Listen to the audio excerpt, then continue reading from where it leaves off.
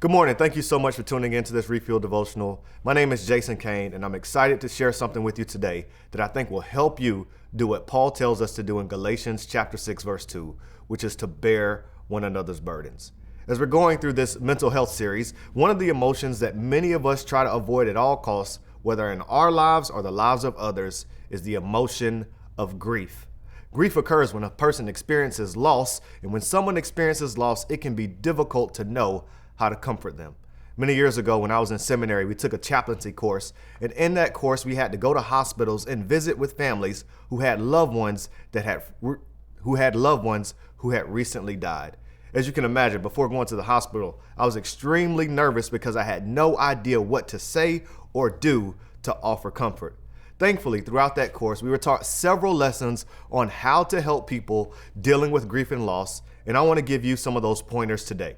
If we're going to bear one another's burdens, we have to make sure that we do it in a way that helps them and add values to their life rather than contributes to their grief.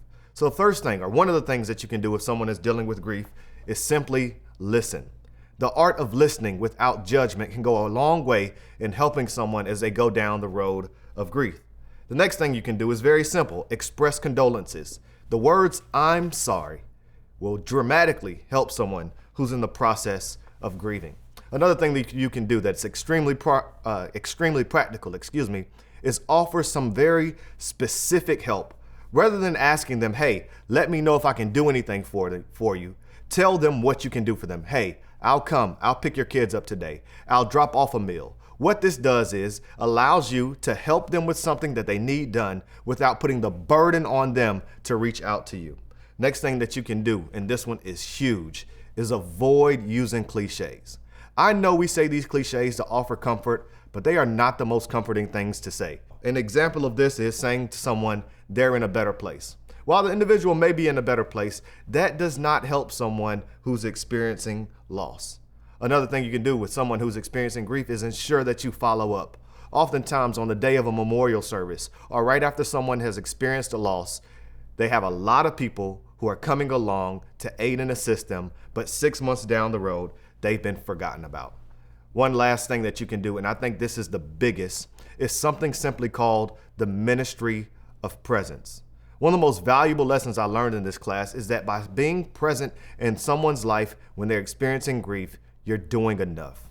We can feel pressure to say things, we can feel pressure to do things, but sitting with someone as they're experiencing grief goes a long way in their journey of letting them know that they are not alone.